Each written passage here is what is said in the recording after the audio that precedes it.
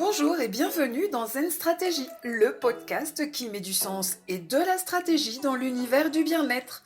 Je suis ravie de vous retrouver pour cet épisode un peu particulier parce qu'aujourd'hui, on parle d'un sujet qui fait parfois grincer les dents, la rentabilité. Oui, on peut aimer le massage, la nature, l'aromathérapie et vouloir que son spa soit rentable. Et non, ce n'est pas incompatible. Alors, la vraie question du jour, c'est: est-ce qu'apporter du bien-être peut générer un chiffre d'affaires durable ?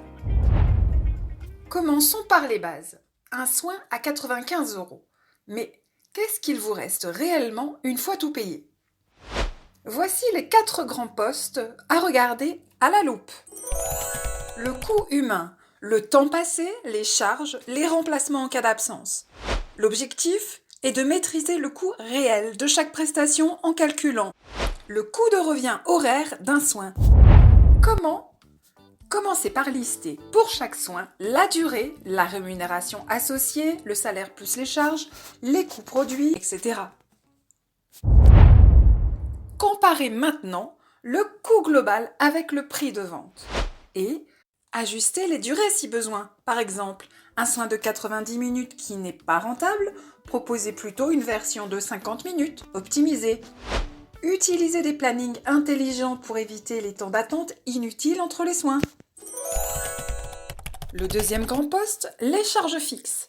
Loyer, eau, électricité, produits cosmétiques, le linge, etc.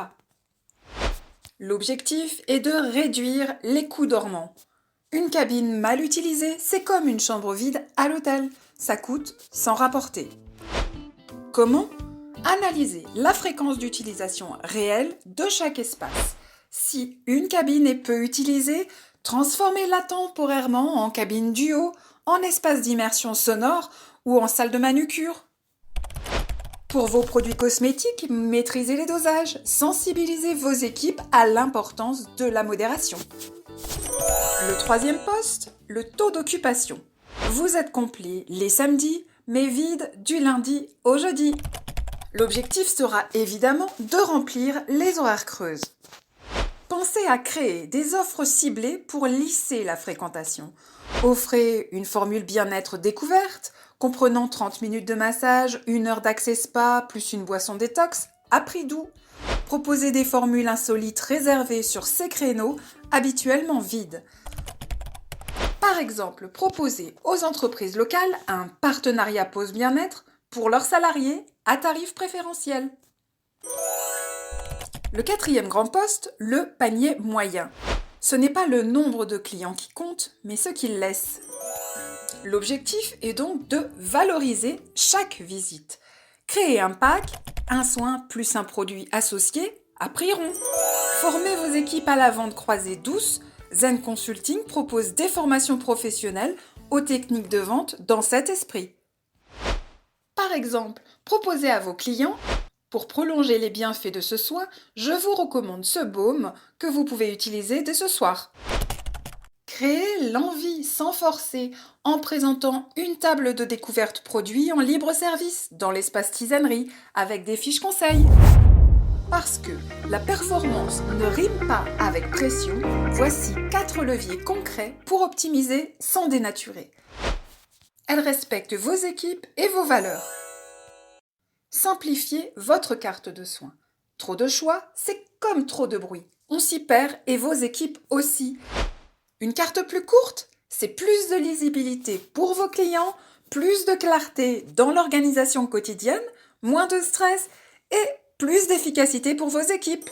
Faites ressortir votre soin signature et osez dire non au superflu. Formez à la vente conseil. Tout le monde apprécie une recommandation sincère et personnalisée. Une équipe formée à l'écoute, à l'observation et à la suggestion, c'est une meilleure expérience client avec un panier moyen qui monte naturellement et surtout, ça fidélise. Le bon produit au bon moment proposé avec authenticité, c'est gagnant-gagnant. Optimisez vos plannings, une stratégie rentable. Avec des créneaux creux, mieux remplis pour équilibrer les charges de vos équipes. Pensez fluidité plutôt que saturation et burn-out. Bien sûr, miser sur la fidélisation. Une cliente qui revient régulièrement, c'est un lien solide, un chiffre stable et une ambiance plus conviviale. Osez programmer des programmes d'abonnement personnalisés, des petites attentions ciblées, des offres évolutives pour vos clients fidèles. Moins de promotions, plus de relationnel. C'est comme ça qu'on crée de la vraie valeur. Donc oui, un spa peut être durable et rentable. Pour cela, il doit choisir d'investir dans ce qui a vraiment du sens pour le client, l'humain, la qualité de service, l'ambiance, la cohérence de l'expérience, plutôt que de courir après des dernières tendances ou d'acheter des équipements tape à l'œil qui impressionnent, mais surtout qui n'apportent pas grand-chose sur le fond. Ces équipes doivent être capables de poser des limites claires pour garantir une qualité constante, même si cela signifie parfois dire non.